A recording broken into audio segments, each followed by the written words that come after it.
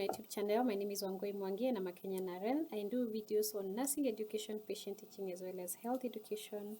And today I come back with another video, and this is a health education, nurse teaching kind of video. It's about Aniridia, or a condition called Aniridia.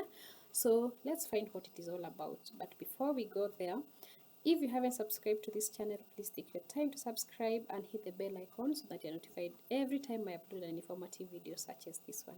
So let's dive right in. So the question of the day is, what is aniridia? And this is a condition that mostly affects children, and it's about eye health. So let's dive right in. So aniridia is a congenital hereditary bilateral extreme form of iris hypoplasia that may be associated with other ocular defects. It describes an extreme form of iris hypoplasia in which the iris appears absent on superficial clinical examination. However, on gonioscopy, it shows the presence of the iris root. Aniridia is not just an isolated defect in the iris development, but it's a pan-ocular disorder with macular and optic nerve hypoplasia, cataract, and corneal changes that are other anomalies that lead to decreased vision and nystagmus. Visual acuity is generally low, but is unrelated to the degree of iris hypoplasia. Glaucoma is a secondary problem that occurs with aniridia and causing additional visual loss over time. So healthy eyes usually have sclera, the white part, then the round part that is either brown, blue, that the colored part that is called the iris, and then the pinpoint hole that appears black, which is called the pupil. So that is how healthy eyes will appear, and this is what we have in the first diagram over here.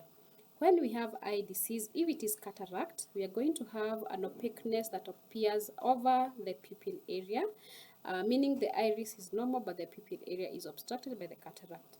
Where we have glaucoma, we have opaqueness that may encompass the whole eye or the entire iris plus the pupil area, which will lead to visual loss over time. Then we have aniridia.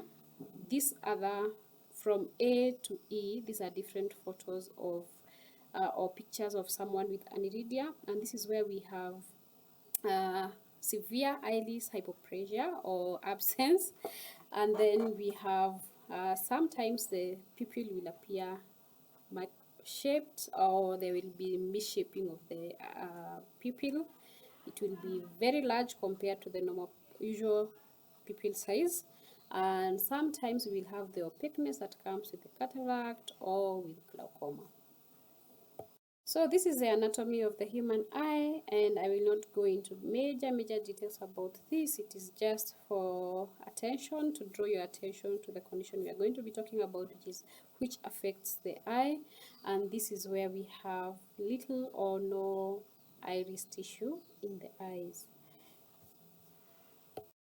So the incidence of congenital aniridia is between 1 is to 64,000 to 1 is 100,000 people, and there is no clear association with gender or ethnicity.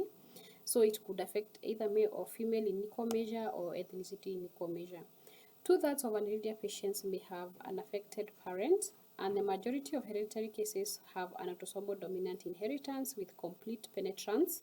However, there are differences in phenotype expression. Sporadic aniridia cases account for 1/3 of all cases, while 2/3 of which present a new mutation that will be inherited by future offspring in an autosomal dominant way. When it comes to the signs of the symptoms, we have the misshapen pupil that we had spoken about earlier, and then we have reduced clarity of vision, photophobia, and redness of eyes, to mention just but a few.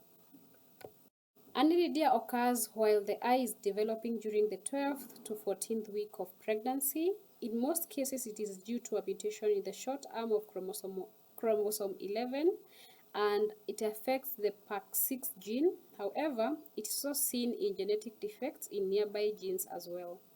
The PAC6 gene provides instructions for making a protein that is involved in the early development of the eyes, brain, spinal cord, and pancreas. Genetics play a great role in aniridia. Inheritance of aniridia can be familial, that is approximately 2/3 of the cases, or sporadic, that is approximately 1/3 of the cases.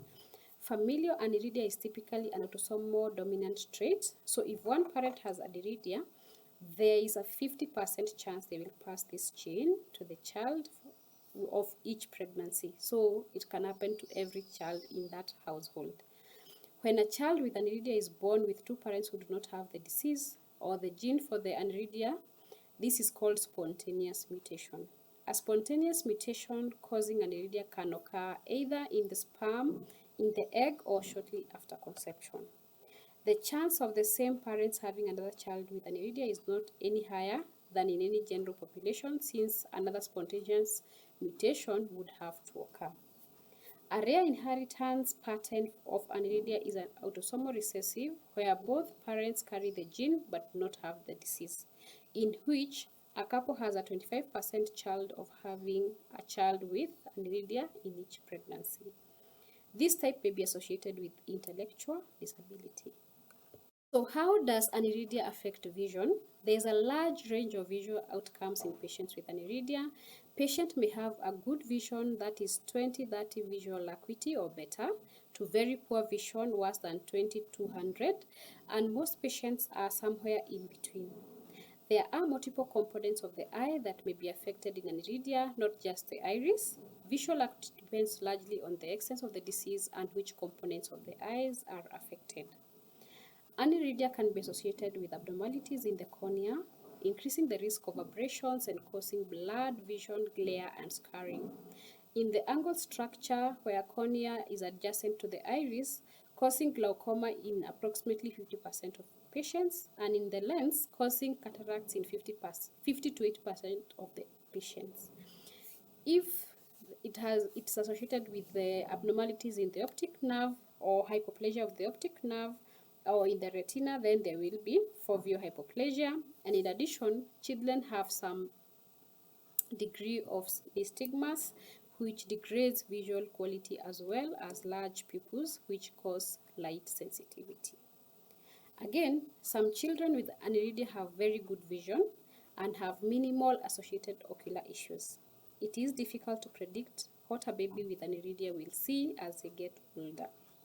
The potential exists for many ocular complications from this disease, so it is important to have a close and regular follow-up with an ophthalmologist and sometimes with other ocular subspecialists such as cornea and glaucoma specialists to ensure the best possible visual outcome is achieved. Another important question is whether aniridia is associated with other health problems, and it may occur as an isolated finding or as a part of a syndrome. That is a group of signs which occur consistently together. In Miller syndrome, is aniridia associated with a kidney tumor called the Wilms tumor or nephroblastoma. I had covered nephroblastoma in another video, and this is usually called the WAGR syndrome, which stands for Williams tumor aniridia genitourinary abnormalities and mental retardation.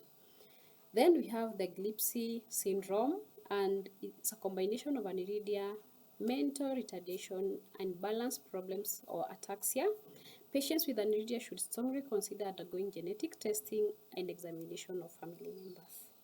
Sporadic cases of aniridia are much more likely to be associated with the development of Wilms tumor because there is more frequently a deletion of the PAC6 gene, unlike familial aniridia, which the gene is mutated but not deleted.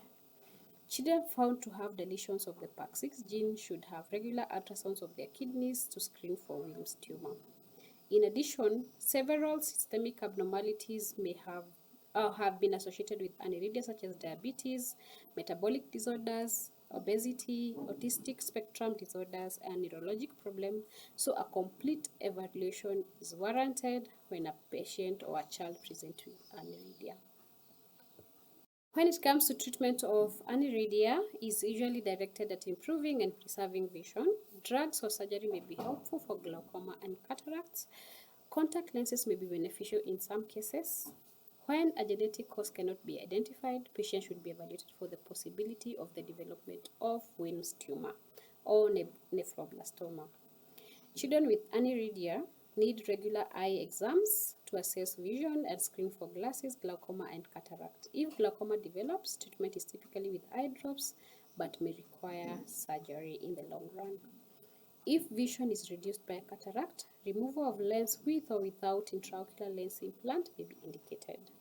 Lubrication of the eye surface with artificial tears and ointments can help with associated corneal problems. Limbal stem cell transplants may improve corneal scarring. And a recent development is black artificial iris lenses implant is sometimes placed after cataract removal. Gene therapy clinical research is actively pursuing other treatment options as we stand.